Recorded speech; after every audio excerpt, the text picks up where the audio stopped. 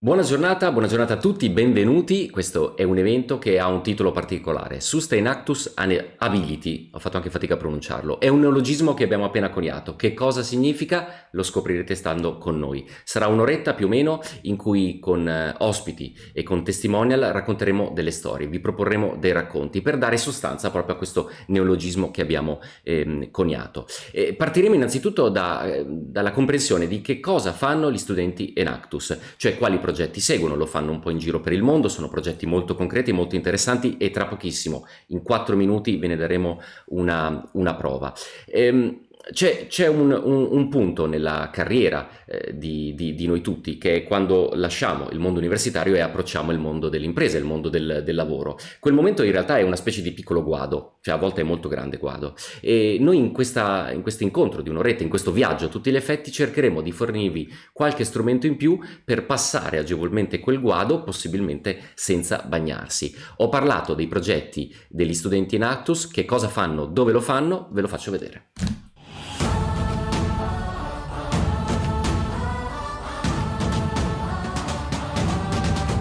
This is Enactus.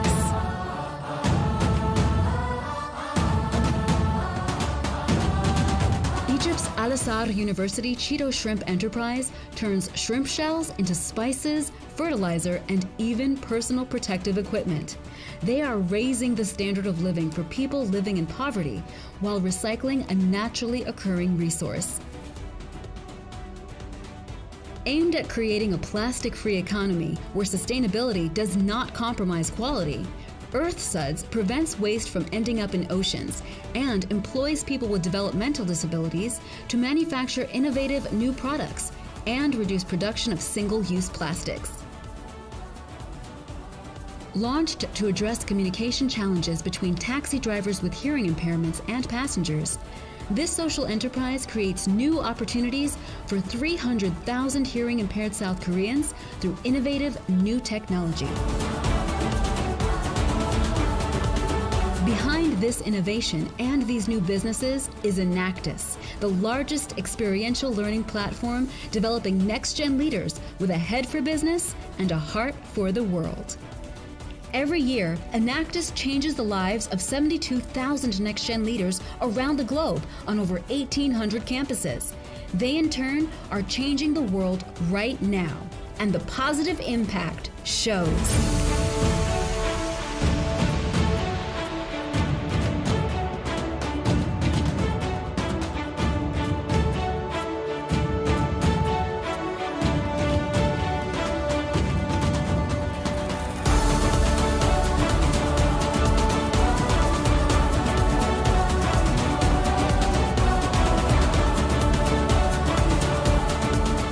Founded in 1975, Enactus engages students to become next-gen leaders with an entrepreneurial mindset and a hard-earned understanding of business principles to improve the world.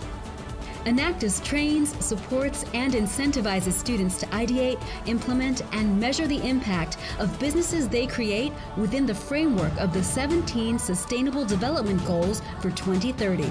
Pretty much everything that I do in my career now, I learned how to do when I was a student running an Enactus team. This opportunity that you get in Enactus to build, to grow, to learn, that can change you. We need a passion to work for the society. We act for a world with equality for people and responsibility for the environment. This program is a great opportunity to collaborate with enactors from all over the world. Enactus students invested 7.3 million hours into 3,800 businesses that impacted 1.3 million people and created 159 million in economic value. Enactus and its funding partners inspire and engage students to understand that business is a force for good. Young talents are the key people of our future, and by using the innovative mindset of young people, we aspire to bring the best ideas to the Sustainable Development Goals to life. Enactus can help us to connect with students who share our values. If you care about who will lead us next, about creating positive impact on the world's greatest challenges, about preparing the next generation to lead, invest with Enactus. Every single pandemic has led to an innovation cycle. And we think that this is going to be a huge opportunity for the students of Enactus to start the next great company. Every time I leave an Enactus meeting, I'm like more hopeful about the next generation. I think continue that advocacy that you all have for that more positive world. Learn more and co-create impact with us at enactus.org.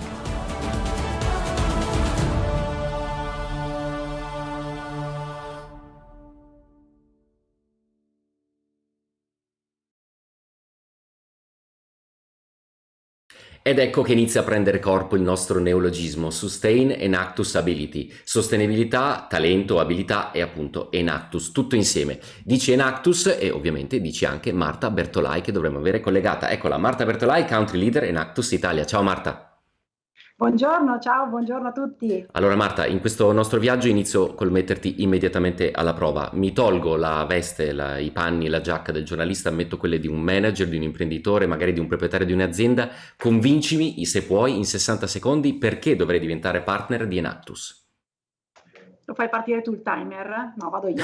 Allora, secondo me prima di tutto perché c'è in questo momento e non solo una grandissima urgenza di cambiamento, ma anche e soprattutto di concretezza. Enactus, come avete visto dal video che abbiamo appena lanciato, e spero anche che avrete modo di apprezzare durante quest'oretta di chiacchiere con i nostri ospiti, nonché i nostri sponsor, è un progetto molto concreto, ovvero che fa realizzare anzi dai nostri studenti qualcosa di tangibile, di assolutamente misurabile. E anche perché ritengo più che fondamentale affidarsi ai nostri giovani, ma contemporaneamente è altrettanto fondamentale dotare i nostri giovani di tutti gli strumenti affinché possano in effetti diventare proprio degli agenti di cambiamento. E poi perché? Perché è un network positivo, Giampaolo, dinamico, giovane, è un network internazionale che ha obiettivi assolutamente concreti, quindi a partire dal raggiungere gli obiettivi dell'Agenda 2030, così come affiancare in realtà il percorso accademico con esperienze che siano delle esperienze reali, come abbiamo detto, sul campo, quindi realizzando proprio dei progetti ed è un progetto che fa da ponte tra il mondo accademico e il mondo del business che sappiamo essere sempre più esigente, demanding, certo. E perché no, anche competitivo. E in Enactus c'è anche la competizione sia a livello nazionale che a livello internazionale, e i ragazzi cercano di avere un impatto, no? Un impatto tangibile su people, planet e prosperity. E quindi spero di averti convinto. A me mi hai convinto, sono sicuro anche quelli a casa. Hai citato il mondo del business, il mondo dell'impresa. Il tessuto imprenditoriale italiano è fatto sì da grandi imprese, ma soprattutto da piccole e medie imprese. Chiariamo anche un punto, Enactus parla anche con loro, non c'è bisogno di essere il direttore di una grande multinazionale per innamorarsi di Enactus. Assolutamente sì, qui mi offri proprio su un piatto d'argento. Enactus è un progetto per tutti, quindi in realtà per ogni tipo di azienda, forse perché credo che tutti abbiano proprio bisogno di Enactus, ma mi spiego meglio.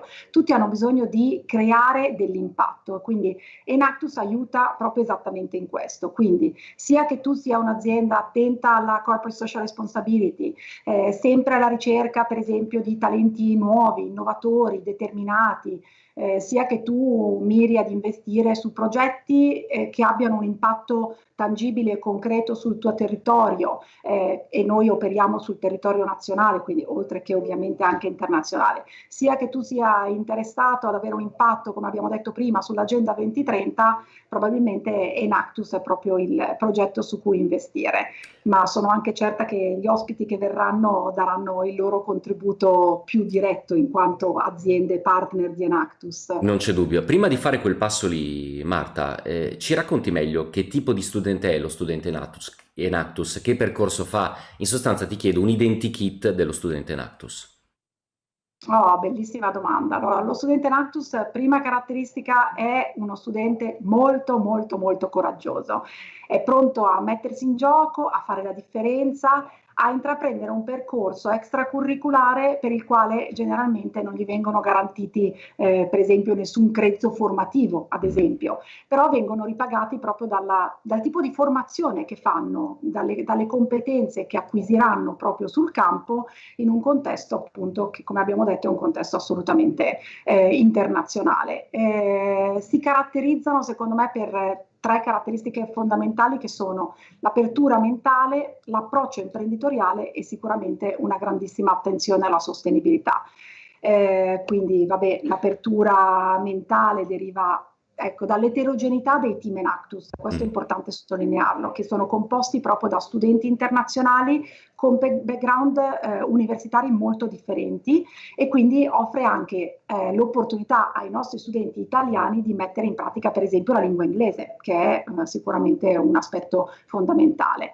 L'approccio imprenditoriale invece deriva più da un'esperienza di team, quindi loro si organizzano proprio come una piccola impresa, certo, e cercano di fronteggiare tematiche come il problem solving, il coordinamento delle risorse, proprio dinamiche tipiche di una vera azienda. E all'interno di questi team si crea lo spirito collaborativo e anche come un po' l'autonomia decisionale, no? Certo. E poi ovviamente non possiamo dimenticare l'attenzione alla sostenibilità, che deve essere una sostenibilità sia ambientale che sociale ed anche economica, e deriva proprio dall'impatto che questi nostri progetti creano attraverso le azioni concrete, e quindi accompagnando tutto il loro percorso per poi arrivare a diventare dei manager e degli imprenditori, possibilmente anche delle nostre aziende partner, che siano però sostenibili e più responsabili nei confronti del mondo.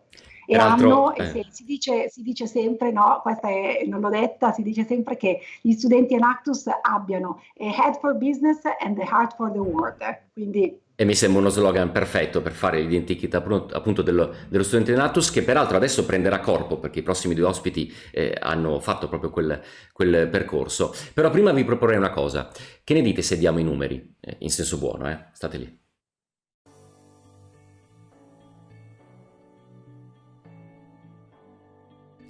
Enactus students are over 72,000 strong, spread across 36 countries.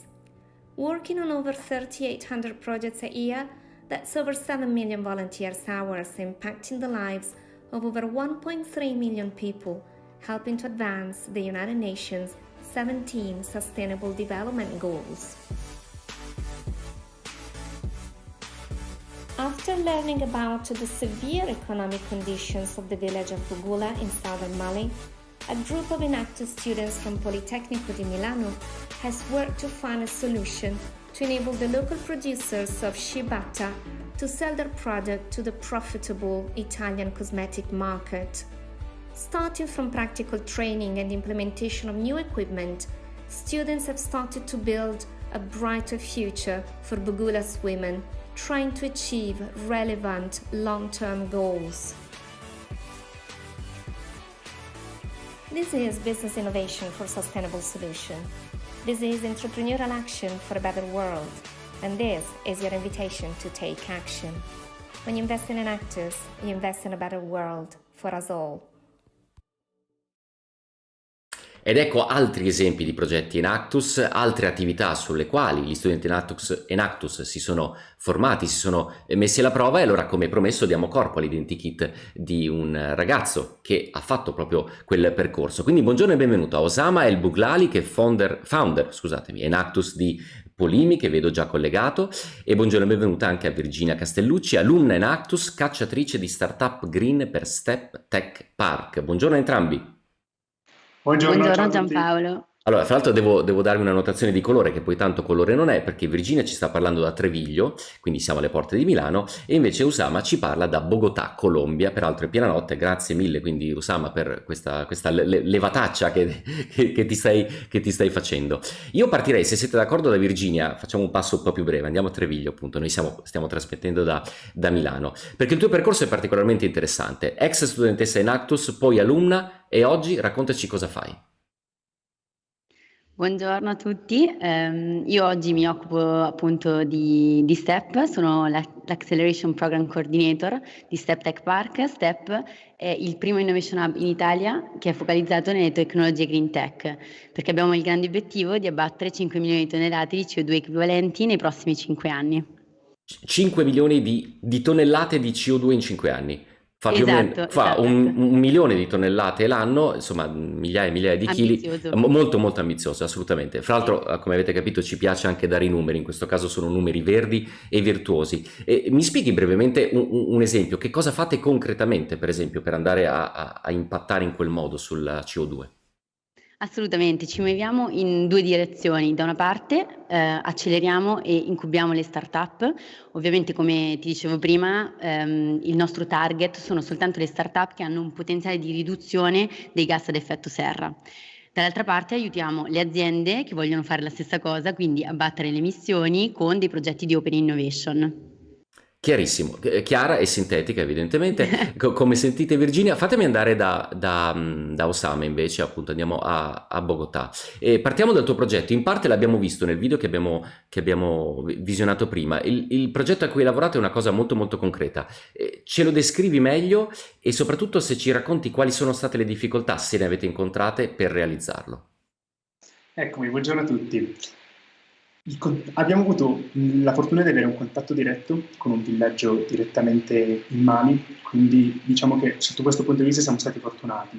Da lì poi ci siamo messi insomma a definire tutto quello che era il piano, perché il nostro progetto consiste nell'esportazione di burro di karité da un villaggio del Mali per poi venderlo al mercato italiano, quindi fare un margine per poi reinvestirlo direttamente nel villaggio. Quindi diciamo che gli aspetti positivi di questo progetto sono duplici, quindi da una parte investire in qualcosa che è considerato la loro attività primaria, dall'altra riuscire a generare dei profitti extra per riuscire a insomma, migliorare per quanto possibile la loro esperienza di vita. Certo. Tuttavia, chiaramente abbiamo incontrato sicuramente delle difficoltà, siamo partiti con un villaggio in Mali, tuttavia durante gli anni, poi durante l'ultimo anno abbiamo dovuto cambiare villaggio perché abbiamo avuto problemi da una parte dal punto di vista politico, in Mali ci sono stati gravi problemi e purtroppo sono cause esterne a cui una volta che fai questi progetti, soprattutto a lunga distanza, devi tenere in conto. Certo. E poi dall'altra parte invece abbiamo avuto anche dei problemi di comunicazione.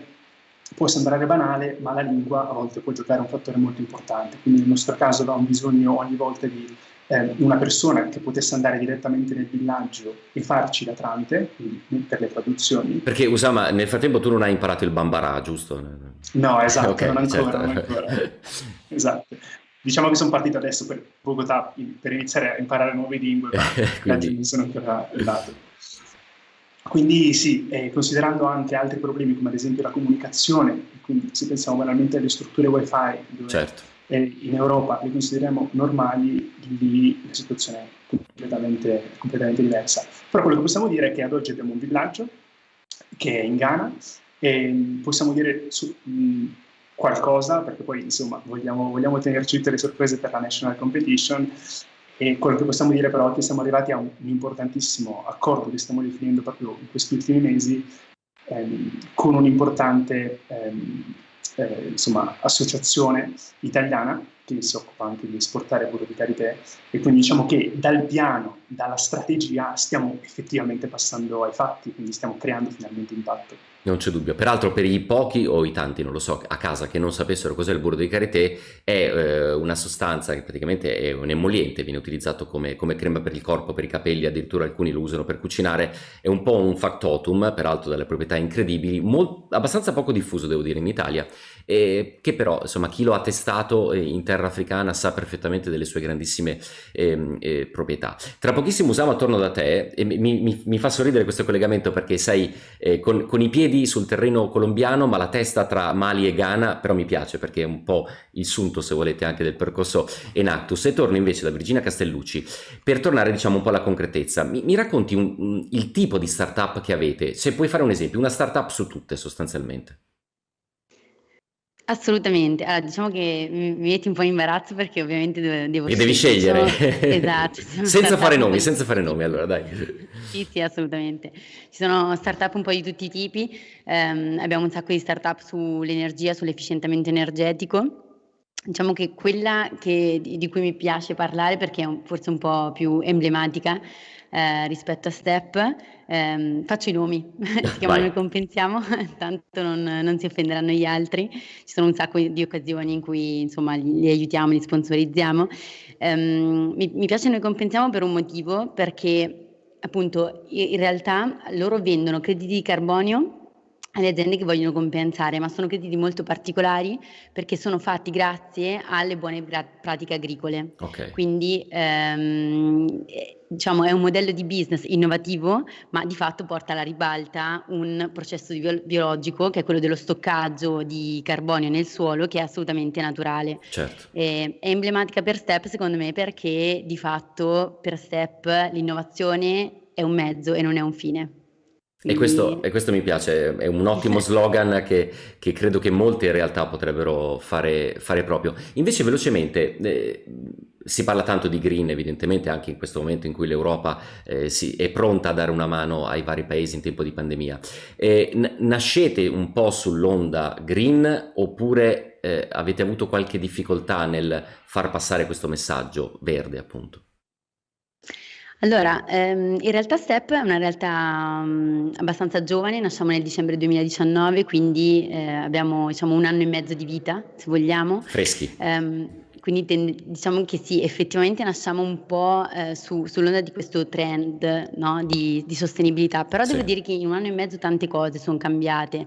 All'inizio in effetti non c'erano nemmeno diciamo tante realtà come noi che guardavano effettivamente alle startup green, ora stanno praticamente nascendo praticamente ovunque, soprattutto in Italia, e quindi effettivamente posso dire che c'è un trend in questo senso, che stanno aumentando le startup green. Da una parte il numero di candidature delle startup ce lo confermano perché ce ne sono sempre di più, ma anche l'interesse delle aziende è aumentato. Non c'è dubbio, quindi si sta creando un ambiente, è il caso di dirlo, piuttosto favorevole a chi guarda con un occhio di favore appunto all'ambiente e alla sostenibilità. Torno da Osama per farci raccontare un attimo un po' di più della tua esperienza in Actus e come quel percorso in Actus lo stai mettendo a frutto nei tuoi progetti.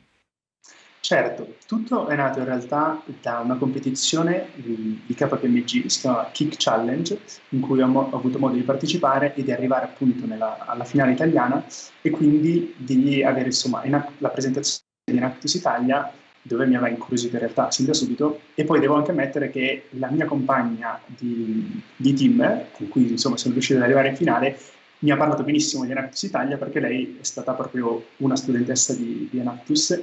E spoiler, quella ragazza lì è proprio Virginia, che mi ritrovo qui oggi, e quindi diciamo è proprio un cerchio che si chiude, lo possiamo assolutamente... Sì, un cerchio enorme, perché tra Bogotà e Treviglio insomma il cerchio è bello grande, però si chiude, tranquilli.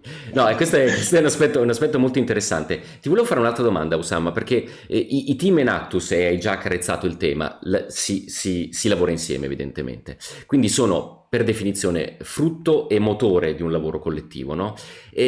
È difficile all'inizio per uno studente lavorare in team? Quali sono le difficoltà che avete incontrato all'inizio? Ti faccio questa domanda perché poi nel corso di questo viaggio noi torneremo sul concetto del lavoro di team. La tua esperienza?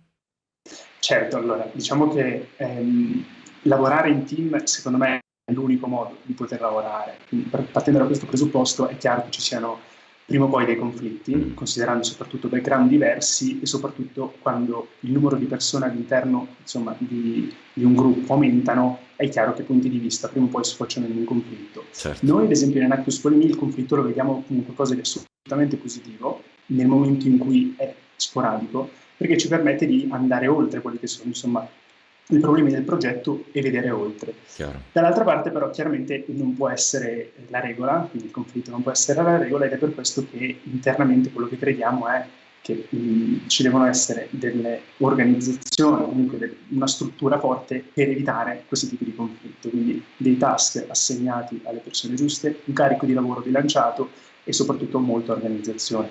Chiarissimo. E considerando anche che insomma l'empatia ormai viene valutata come una skill assolutamente necessaria per insomma avere successo sia nella vita personale sia nella vita professionale, io credo davvero che Enactus Polimi possa essere davvero il primissimo passo per mettere proprio in pratica le dinamiche di team.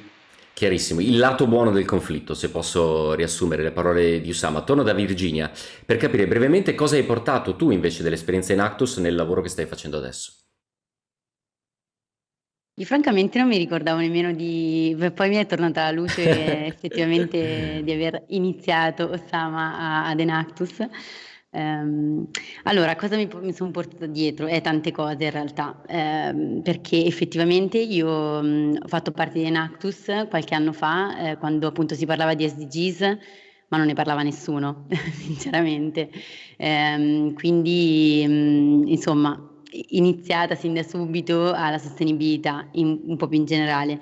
E poi mi porto dietro la voglia di fare delle cose concrete, perché credo che ci sia molta concretezza di fatto poi nel voler fare un progetto e nel portarlo avanti come dei veri start-upper. Certo, come si... A proposito di concretezza e a proposito di CO2 e riduzione, voi avete lanciato peraltro una sfida e alla National Competition, segnatevi la data 17 giugno, ci sarà anche la premiazione del vincitore. Raccontaci in sintesi la sfida. Sintesi, allora è una sfida appunto che mette insieme due realtà, Enactus e STEP. Abbiamo lanciato questa sfida ai team di Enactus Italia. Devono presentare un progetto che ha chiaramente un potenziale di riduzione della CO2. Abbiamo avviato, diciamo, la sfida già a inizio anno e i team che stanno partecipando di fatto stanno seguendo un percorso di mentorship con i nostri mentor di STEP. Credo che questo sia molto importante perché dà grande concretezza ai ragazzi e in effetti abbiamo visto che i team che stanno partecipando alla nostra sfida stanno facendo dei grandissimi passi in avanti grazie a questo supporto.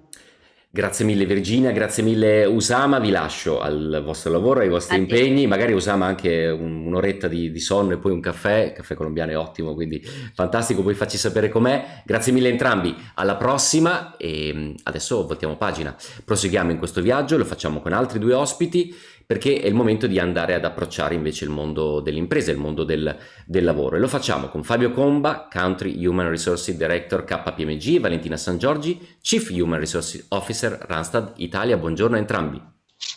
Buongiorno. Ciao, buongiorno. Ecco, voi mi parlate invece da Tenerife e... no, siete in Milano, no. Ahimè, Milano City. Milano City, niente di particolarmente esotico, però insomma no, va bene. Niente di entusiasmante. Va bene.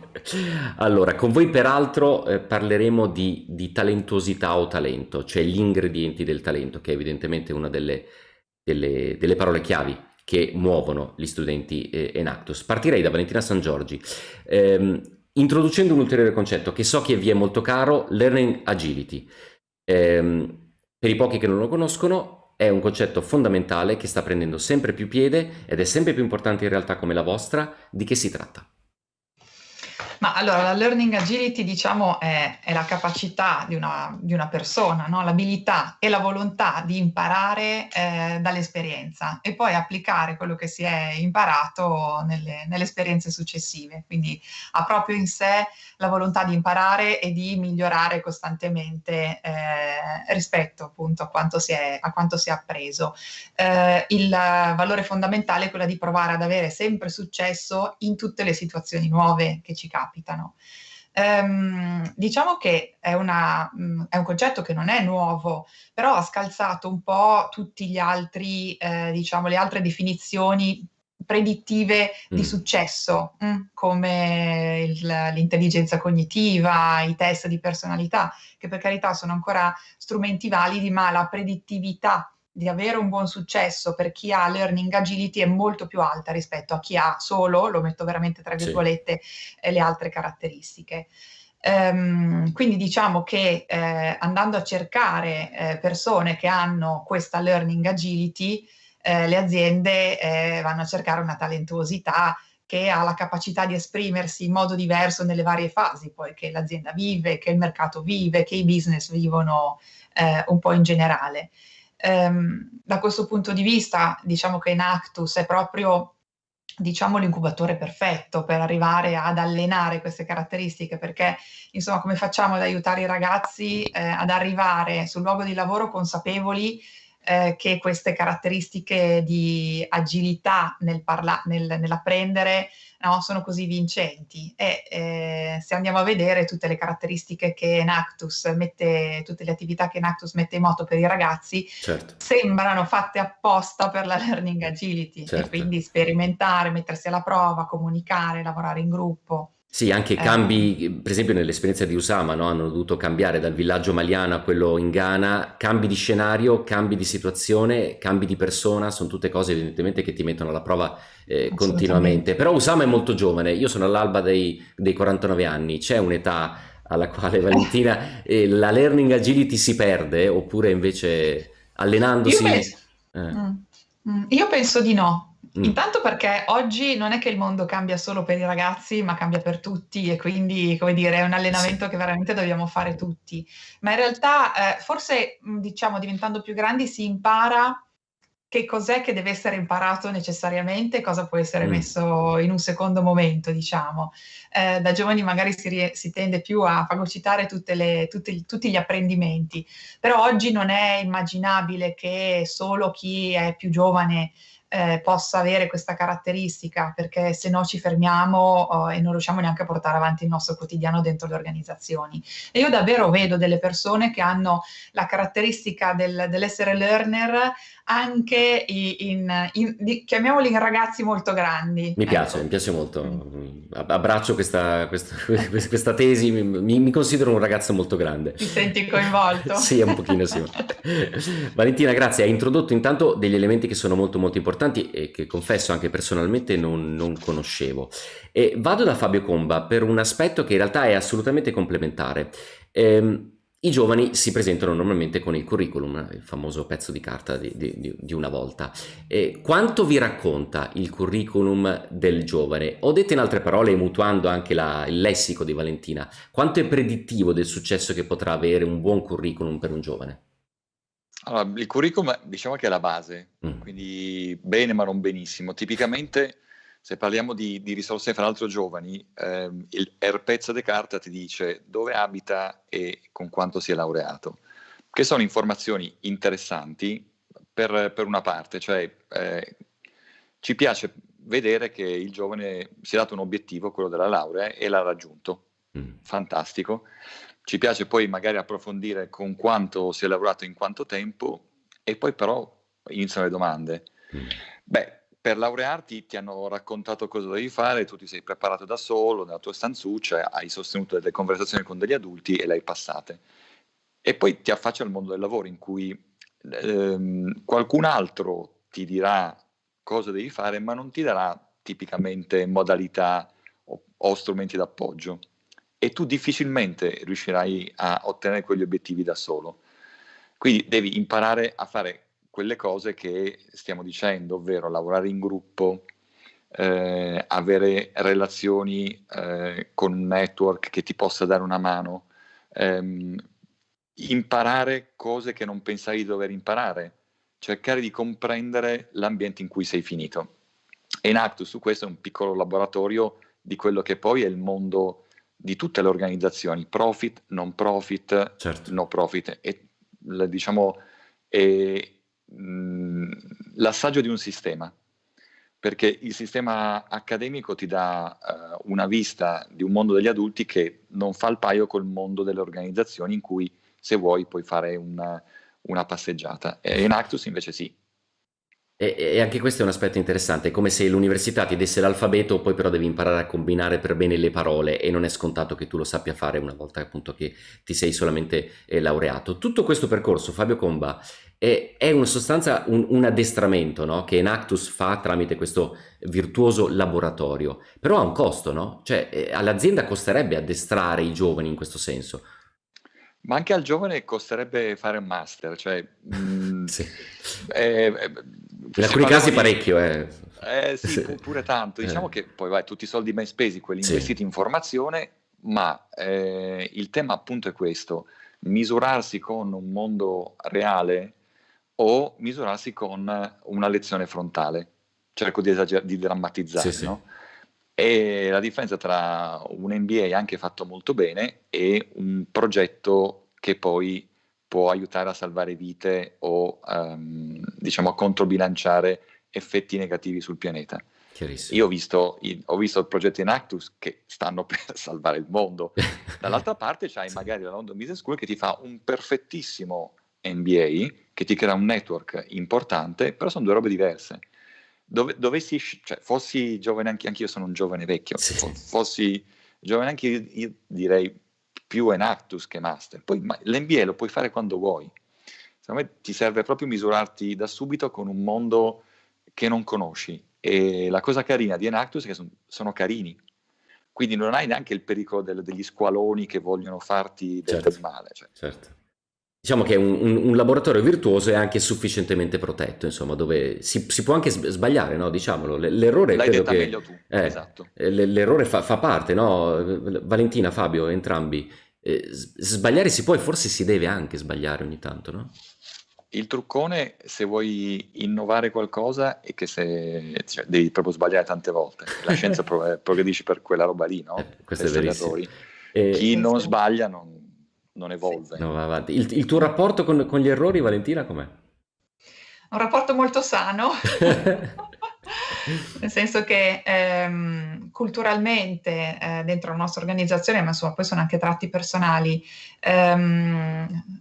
sbagliando si impara, ce lo diceva la mia nonna, me lo diceva la mia nonna ed è tuttora valido, soprattutto oggi dove la modalità migliore per far bene una cosa è il test and learn, che vuol dire provo a fare una cosa, vedo se sta andando bene, ho preso qualcosa, vado avanti, oppure necessariamente devo tornare indietro. Allora se io vedo l'errore come non l'incidente di percorso, ma una parte fondamentale del mio percorso, ecco che lo valorizzo per diventare ancora più forte. Diciamo che in questo senso c'è una bella evoluzione rispetto all'impostazione che avevamo noi, appunto ragazzi molto grandi, dove quando andavamo a scuola, no, non dovevamo sbagliare, e quindi ci facevano la domanda, dovevi dare la risposta giusta. Oggi è più importante farsi la domanda giusta che avere la risposta giusta quando ti affacci a qualcosa di nuovo, e questo è sicuramente l'orizzonte con cui io vivo, per esempio, l'errore, e lo viviamo dentro la nostra organizzazione, dentro Randstad. Trovo molto intrigante questa risposta, un po' marzulliana, Valentina Sangiorgi, farsi la domanda giusta, ma senza darsi una risposta evidentemente, però. No, farsi la domanda giusta anziché pensare di avere la risposta giusta. Sì, mi sento molto, molto marzullo, adesso spengo anche la telecamera, però per poi trovare una risposta, ecco. Questo è chiaro. Se siete d'accordo, andiamo insieme a tratteggiare come si crea o si coltiva, adesso è anche difficile trovare il lessico giusto, un giovane talento. Quando voi vi trovate davanti delle persone dovete selezionarle. Chiaramente voi avete delle capacità di lettura, lo state dimostrando, che noi altri non abbiamo. Ci date una mano a capire cosa guardate? Fabio Comba. Cercherò di essere sintetico. Sì. Tutto. Vabbè, così è facile. Metti il grandangolo, no, invece è difficile. Dai, spiegaci. Allora, selezionare le persone è veramente complicato. In 45 minuti, un'ora, tu non riesci minimamente a capire chi hai di fronte. Poi puoi avere delle buone allucinazioni, sapendo che ci sono diversi studi che correlano il voto universitario, gli hobbies, le attitudini, eccetera. Tu conduci una selezione basata su un concetto di riferimento, che è questo: quello che hai fatto nel passato è abbastanza predittivo di quello che farai nel futuro. Quindi tu scavi per capire in che modo la persona ha superato degli ostacoli, perché la vita è fatta di quello, e allora ti dici: se li ha superati in questo modo e ci è riuscito, e allora ne supererà altri simili. Io devo solo dargli l'ambiente performativo utile per lui. Certo, all'interno del quale troverà quegli ostacoli che in passato ha già scavalcato, diciamo, e poi dovrà scavalcare. Valentina, c'è qualcos'altro che vuoi aggiungere su questo tema degli ostacoli e del perimetro, diciamo? No, sono molto d'accordo con quello che dice Fabio. In particolare, quindi che si guarda tutto ed è vero, e non è un tema secondario per Randstad, perché noi di mestiere facciamo questo, e quindi insomma, ecco. Una caratteristica che a me interessa molto nei candidati che incontro è la self-awareness, cioè la capacità della persona di conoscere se stessa, che è una capacità che arriva a volte quando si è un po' più grande, no? Ci si conosce un po' di più. Poi non è nemmeno detto, quindi bisogna, anche qui è un esercizio continuo, perché non è tanto importante che tipo di gap emerge dal candidato Valentina che sa di che fa bene una cosa, che ne fa meno bene un'altra, ma la consapevolezza che ha di questo, perché è da lì che poi si parte allora per fare un percorso. Dentro le aziende, quando si lavora, si fanno dei percorsi sostanzialmente. L'altro punto forse, anzi che è sicuramente interessante per me, è un po' l'adesione a un progetto aziendale. Quindi trovo talentuoso il ragazzo o la ragazza che quando arriva da me non mi dice, oggi non lo dice più nessuno, però per parlare per paradossi, Sì. non mi dice cerco un lavoro, ma capisce il senso della missione dell'azienda. E lo trova coerente con le proprie aspirazioni. Ecco. Questo per me è indice di talentosità interessante. Certo, e io non so voi a casa, però insomma trovo questo viaggio particolarmente intrigante, perché siamo partiti dai progetti Enactus in giro per il mondo, passando per la Colombia e arrivando a citare addirittura Socrate, Gnosis, Auton, conosci te stesso, insomma, tanta roba direbbe qualcuno. L'ultima domanda per entrambi ha a che fare con ostacoli. L'ultimo anno ci ha messo di fronte un ostacolo gigantesco. La pandemia è stato un super stress test mondiale per tutti, dai governi alle piccole aziende, le grandi, i lavoratori, i confini, qualsiasi tema. Molte aziende hanno chiuso, molti imprenditori hanno dovuto reinventarsi, anche il lavoratore stesso ha dovuto reinventarsi e ripensarsi a proposito di consapevolezza. In che modo? Fabio Comba. Ma allora, io su questo ho una versione un pochino più disillusa, momento tragico sicuro, però è stato alla fine dei conti un acceleratore di dinamiche già ampiamente presenti dappertutto. Non era un cigno nero, qualcosa si poteva comprendere prima, però alla fine della fiera che cosa è successo? Io cerco di vedere il bicchiere mezzo pieno e mi metto anche dalla parte dei giovani, essendo io appunto giovane e vecchio, e dico, se 2 anni fa eri un giovane italiano e volevi accedere a qualcosa di interessante oltreoceano, insomma, era un pochino più complicato. Cioè adesso siamo tutti pareggiati, sia a livello di organizzazione, sia a livello di apprendimento. È come un wash, no? Siamo tutti sulla stessa linea di partenza. Io personalmente ho fatto corsi a Yale che prima non mi sarei potuto neanche immaginare, ad Harvard. Ho parlato con colleghi australiani che un tempo erano tipo 10 anni avanti a noi, adesso vi dicono: Fabio, ma tu come l'hai vissuto? Cosa hai fatto? Sì. Allora, per tutti è un equalizzatore molto interessante, al netto della tragedia umana. Abbiamo accelerato alcune dinamiche e abbiamo pareggiato alcuni picchi. È un momento storico super interessante per l'accelerata questa, quindi io ottimisticamente lo vedo dalla parte del bicchiere mezzo pieno. Anche perché hai cancellato Cigno Nero, definizione, famosissimo testo di Nassim Taleb, evento inaspettato, altissimamente improbabile, ma comunque possibile. Non eravamo assolutamente preparati, però vabbè. Guarda, in KPMG l'abbiamo invitato, lui ci ha detto, ci ha confermato che non era per nulla un cigno nero, quindi insomma. Peraltro c'è stato un super uso di questa espressione che è diventata anche forse un po' logora, ma sono tempi anche in cui il lessico viene messo a dura prova, quindi bisogna trovare le parole giuste per mettere a fuoco i concetti giusti. Torno da Valentina, se vuoi aggiungere qualcosa su questo tema Cigno Nero, pandemia, acceleratore o equalizzatore, come dice Fabio, e poi invece su un'altra cosa, perché avete fatto una ricerca molto interessante che va a focalizzare sul tipo di aziende che cercano i ragazzi. Mi collego a quello che dicevi prima, no? Che in qualche modo il ragazzo non voglio un lavoro, voglio abbracciare un tema dei valori e quindi trovo l'azienda giusta per me. Sì, ma sì, sono d'accordo con quel che diceva Fabio rispetto al tema di quel che è successo l'anno scorso. Aggiungo solo che è l'aspetto che a me interessa, piace di più, di un periodo che odio come tutti gli altri, ed è il fatto di aver fatto i conti con la nostra inadeguatezza e che torna un po', no, con i temi di prima, nel senso che il coraggio, quello di cui parlava Marta prima, ci raccontava, no, che il coraggio è uno degli elementi che caratterizza questi ragazzi, ecco. Il coraggio lo tiri fuori quando sei inadeguato, perché quando sei adeguato, insomma, va un po' da sé. E quindi certo. quello è stato davvero un self-assessment mondiale molto molto interessante. Per dire, perdone, ti interrompo Valentina, è un tema su cui insisto tanto anch'io, sono tutti bravi a condurre la barca se il mare è calmo, ma il capitano vero viene fuori quando c'è tempesta, no? È vero. E poi noi in azienda l'abbiamo detto 1000 volte, no? L'ambiente VUCA, volatile, incerto, complesso, ambiguo, dobbiamo... E prima sembrava un po' una teoria, poi è arrivata questa roba qui certo.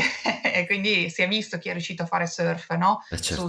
Sul mare della propria inadeguatezza. Certo. Due parole sulla ricerca che Sì. abbiamo fatto, penso che abbiamo poco tempo, quindi provo a dirti le cose più flash.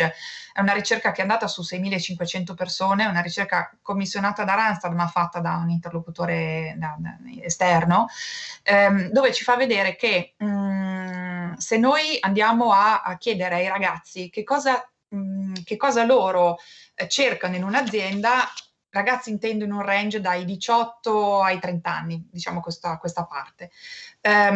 Cercano un'atmosfera di lavoro piacevole, visibilità di percorsi di carriera e, non ultimo, dei piani di formazione, insomma, coerenti con quello che è il loro desiderio, essendo ragazzi giovani. È un po' diverso quello che cercano la media degli altri, che più che altro cercano sicurezza, work-life balance. Boh. C'è un dato però dove le due categorie, cioè come le categorie di prima, i giovani e quei ragazzi molto grandi invece cercano, Sì. ed è che i ragazzi giovani nella misura del 44% considera fondamentale in un datore di lavoro che sia impegnato nel dare alla società qualcosa in cambio. Qui parliamo proprio squisitamente di CSR, sostenibilità e tutti i temi, no? Mentre per le aziende questo tema sembra essere poco importante, cioè le aziende si pongono dicendo: io sono un'azienda solida, sono un'azienda tecnologicamente avanzata, ho una buona reputazione, no? Quando si presentano hanno tutta una serie di temi trasversali che riguardano, sono pochi quelli che puntano moltissimo su questo, tanto più che nella percezione dei ragazzi questo tema per le aziende è in una classifica all'ultimo posto. Vero o non vero? Questa è la percezione di questi ragazzi intervistati. E quindi c'è questo... No? Una asimmetria, no? Tra aspettative e aspirazioni dei ragazzi e come invece le aziende si presentano. E questo è un dato evidentemente interessante e immagino sia anche un bel invito alle aziende anche un po' a ripensarsi e anche a riposizionarsi, almeno in termini di comunicazione e di impegno di sostenibilità.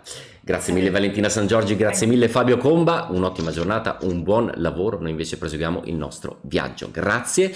E lo facciamo con altre realtà totalmente diverse, lo facciamo con Filippo Manfredi, direttore generale di Fondazione Caritro. Filippo, buongiorno, eccolo. Ciao. E con Roberto Coletta, Head Private Banking and Wealth Management di Deutsche Bank, che peraltro è anche sponsor di questo nostro incontro. Roberto, buongiorno, eccoci qua, fantastico. Voi trasmettete da dove? Quale luogo esotico? Milano, un altro milanese, e Filippo, io invece da Trento. Tutta la mia invidia per il Trentino, insomma, tu dalla finestra non ce lo puoi fare vedere adesso, ma vedi le montagne, insomma. Sì, oggi è un po' nuvoloso, ma ci sono delle montagne bellissime. Che peccato. Allora, scherzi a parte, partiamo dalle montagne bellissime, perché Filippo dirigi la Fondazione Caritro. E forse non tutti sono a conoscenza esattamente di che cosa fa una fondazione, del suo radicamento nel territorio, ma soprattutto della gestione del patrimonio. Aiutaci a dare un po' di dritte, diciamo, per comprendere meglio il tuo lavoro e quello che fate in fondazione. Volentieri. Beh, innanzitutto si tratta di fondazioni di origine bancaria che, diciamo, evocano le banche, però effettivamente non facciamo la banca. Insomma, di questo ne parlerà Roberto più tardi. Il nostro compito è quello di gestire un patrimonio, quindi noi abbiamo dei patrimoni che sono investiti ovviamente nel mercato, insomma, quotato, non quotato, insomma, con diverse strategie. Con quello che noi guadagniamo eroghiamo sul territorio, quindi diamo dei contributi a chi? A soggetti no profit. Quindi il nostro compito è proprio quello di sostenere settori di intervento definiti dalla normativa che vengono scelti dalle fondazioni. Nel caso di Fondazione Caritro, quindi della nostra fondazione di Trento e Rovereto, noi ci occupiamo di sostenere progetti di ricerca, di istruzione, di cultura e, diciamo, di volontariato sociale. Questo è un po' quello che facciamo tutti i giorni. Chiarissimo. Ci dai anche una dimensione numerica ed economica del vostro impatto, diciamo? Certo, noi diciamo abbiamo questi numeri, abbiamo un patrimonio che è di circa 500 milioni di euro, quindi mezzo miliardo, noi lo investiamo e sosteniamo ogni anno circa 250 progetti. L'anno scorso con il Covid abbiamo rinforzato, abbiamo superato i 320, comunque erogando diciamo mediamente 7 milioni di euro l'anno, quindi questo è i nostri numeri più o meno. Con i nostri due ospiti in questo panel all'interno di questo viaggio metteremo sostanzialmente due ottiche. Da un lato c'è un po' uno zoom, se volete, sul Trentino, fondazione di origine bancaria, lavora sul territorio, come avete sentito, finanzia il no profit, la ricaduta è appunto sul territorio, e dall'altra parte dobbiamo mettere il grandangolo con Roberto Coletta di Deutsche Bank, perché è sì una banca europea ma ha una vocazione evidentemente internazionale. Torniamo al mercato del lavoro per i giovani. Roberto Coletta, che cosa chiedete ai giovani? Questa è una bella domanda. Innanzitutto di essere se stessi, e poi assumiamo i giovani appunto perché possono portare il loro punto di vista nell'azienda. Io credo che la cosa più sbagliata che un manager possa fare è quello di raccontare a una persona di talento quello che deve fare. Noi vogliamo delle persone anche che abbiano un angolo di vista che sia contrarian, perché io credo sempre ai miei collaboratori che quattro occhi vedono meglio di due, e che chiaramente all'interno di un'organizzazione complessa come quella bancaria, ma come possono essere anche dentro le industrie, uno vale uno dal punto di vista dell'apporto che si dà, anche se con ruoli diversi. Vogliamo giovani di talento perché? Perché comunque li vogliamo far crescere, perché possono anche loro darci degli spunti, soprattutto per persone che non ci preoccupa assumere anche persone fresche che vengono da degli studi o che possono arrivare anche da un masters, perché dal mio punto di vista non sono contaminate, quindi possono effettivamente mettere le loro qualità e il loro pensare in maniera diversa dentro una struttura che comunque prevede già per il proprio setup, per la propria infrastruttura, delle regole abbastanza rigide.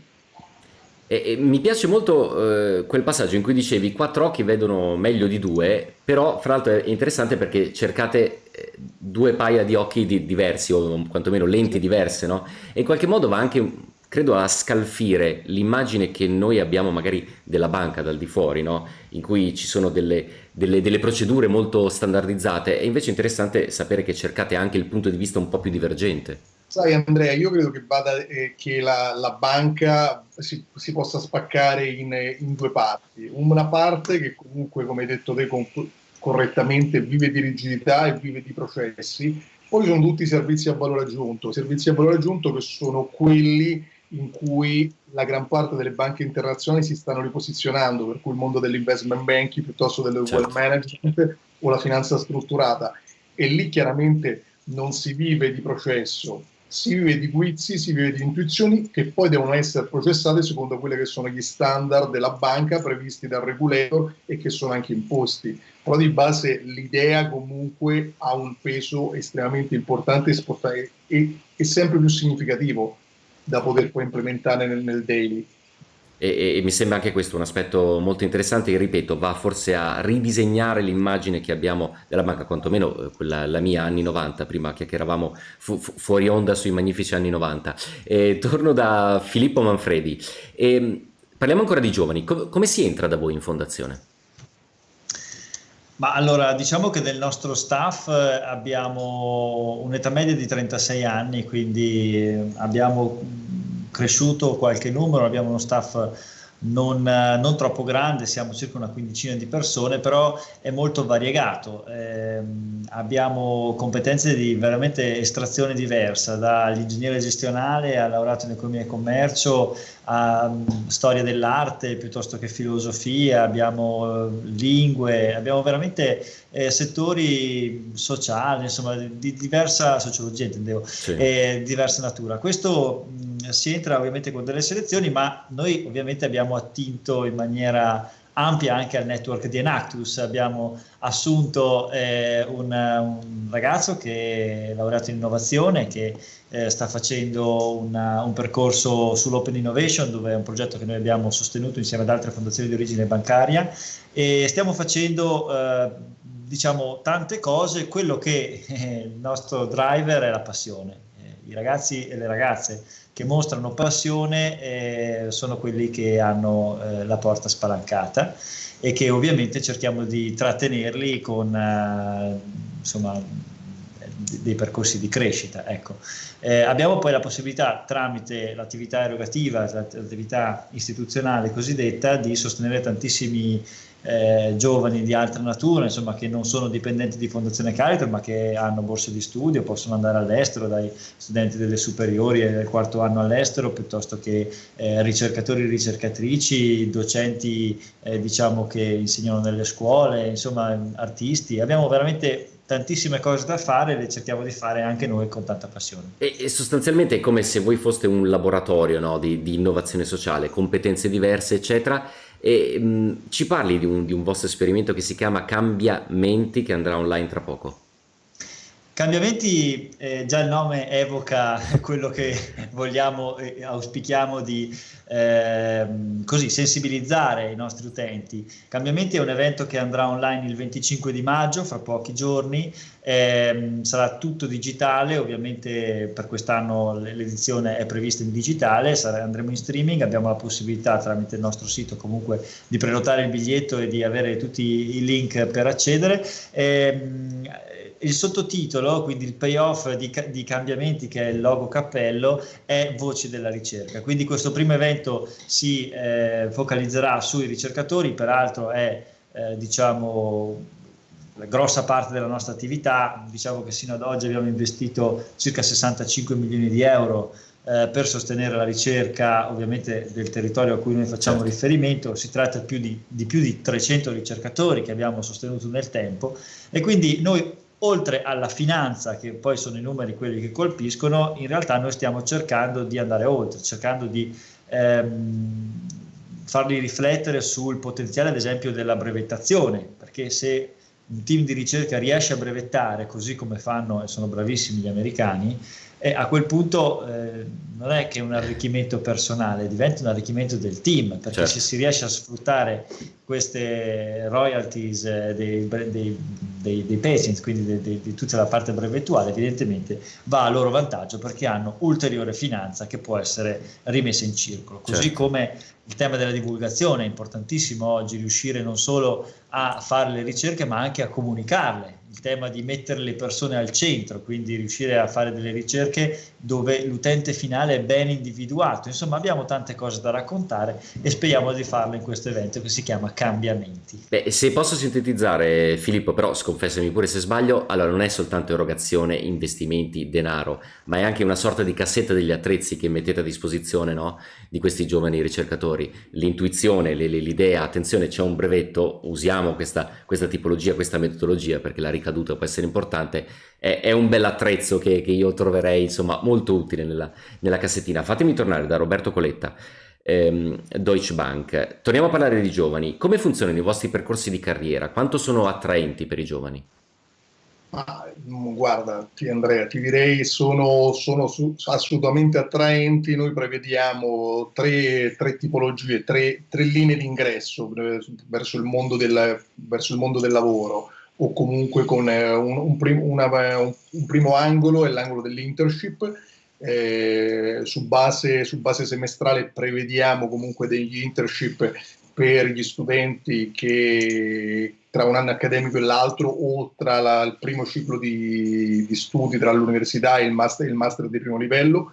Prevediamo poi un graduate program. Ti parlo questi di percorsi a livello globale. Come hai citato te nell'introduzione, Deutsche Bank è una banca internazionale, abbiamo dei percorsi globali, quindi che valgono sia per l'Europa che per gli Stati Uniti piuttosto che per l'Asia. Un graduate program per cui assumiamo un numero limitato chiaramente di studenti non appena essi si saranno laureati o avranno raggiunto un master di primo livello, quindi una laurea specialistica.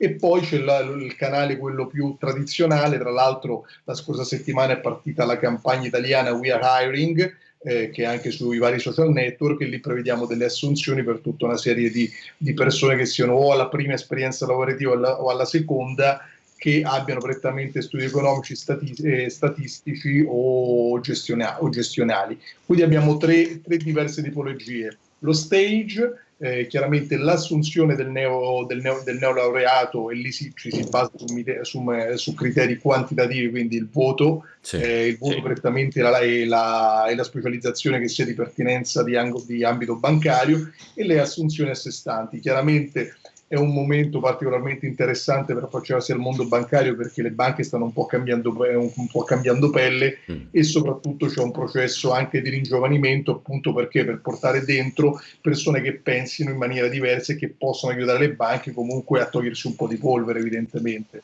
l'attrattività della banca nell'ultimo decennio è un po' venuta a cadere rispetto ad altre strutture come il fintech o il biotech. 20 anni fa o 25 anni fa le banche, non ti voglio dire che erano un po' il sogno, l'obiettivo di qualsiasi laureato di scienze economiche, però erano in Taiwan. Adesso ti direi che basta fare comunque anche un giro nei campus, nelle varie giornate aperte in cui le varie aziende possono incontrare gli studenti. Se tu vai a vedere comunque quanto si poteva, quindi 2 anni fa pre-Covid, qual era l'affluenza sulle varie aree di pertinenza delle industrie, vedevi che le banche erano più o meno sole, che c'era la hostess o l'hostess a seconda dei casi, con i propri bigliettini in mano, nessuno li chiedeva, tutti i ragazzi andavano dalle altre parti. Quindi per poter assumere talenti anche le banche devono essere più attraenti verso l'esterno. E torniamo anche a quel concetto di riposizionamento, di nuova immagine, eccetera. Un'ultima spigolatura, se mi consenti. Alla fine ci si dimentica, complice quella vecchia immagine della banca, la banca è fatta di persone, è un business di persone. E quanto conta il talento sociale? Così torniamo sui talenti.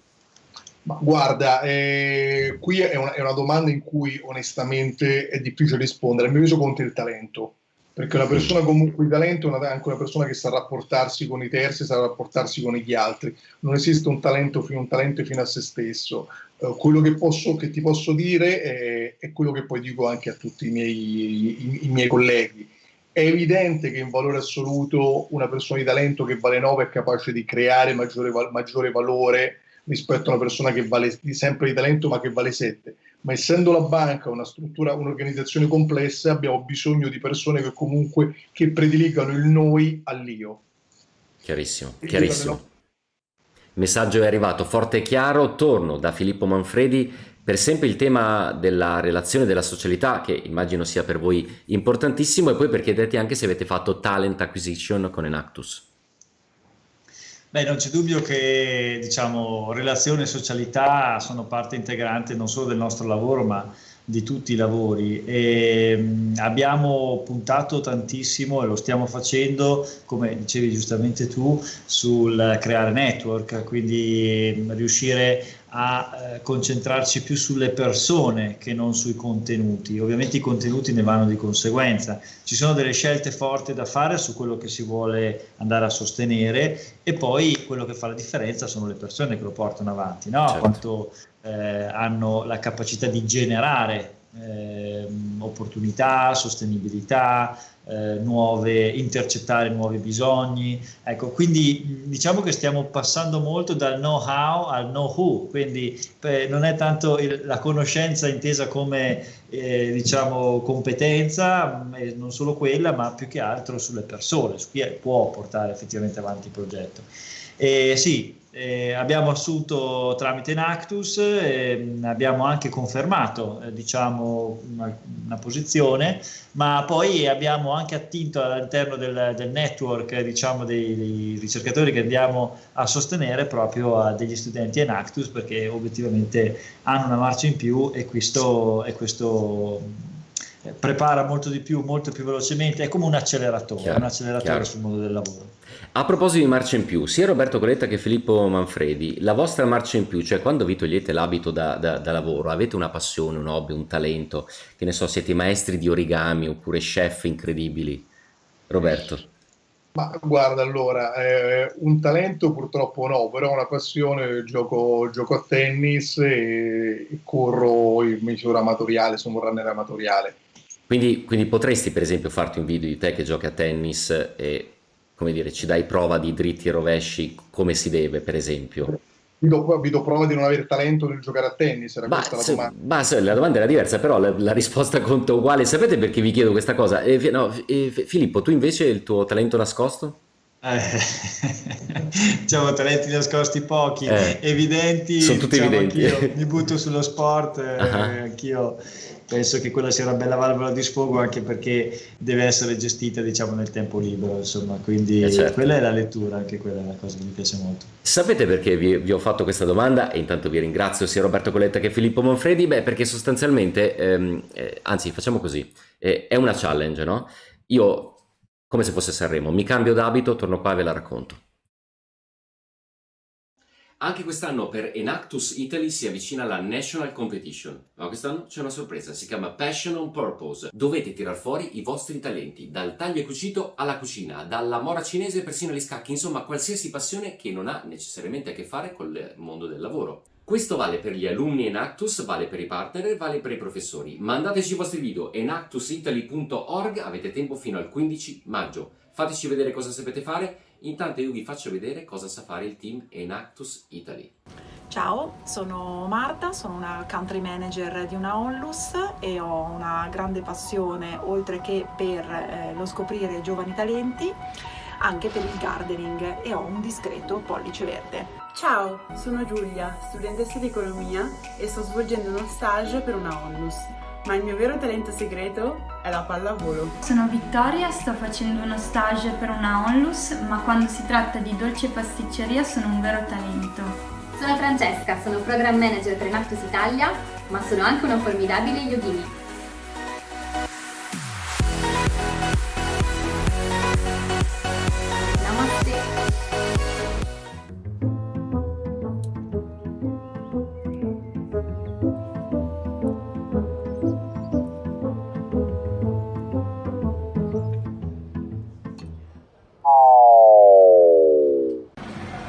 Eccoci qui, vi voglio mostrare come prima tra le mie creazioni queste meringhe rivolte anche per gli intolleranti al glutine. Di fianco abbiamo la crostata alla marmellata di albicocche fatte in casa ed infine ho voluto pensare anche ai più piccoli con questi biscotti a forma di dinosauro e di pasta frolla.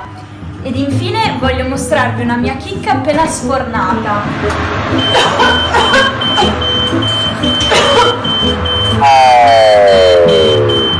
Mila e Shiro, scansatevi.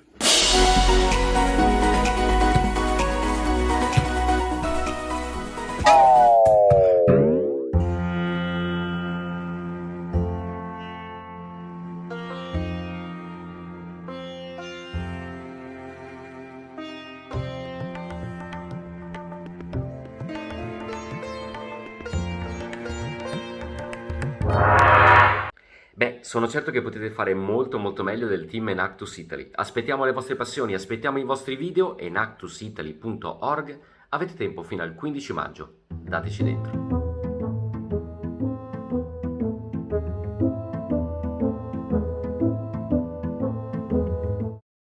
Eccoci qua, ci siamo un po' divertiti a mettere in scena talenti nascosti. In effetti forse è meglio che rimangano nascosti se questa è la qualità del talento. Questo era il team Enactus Italia, abbiamo lanciato questa sfida.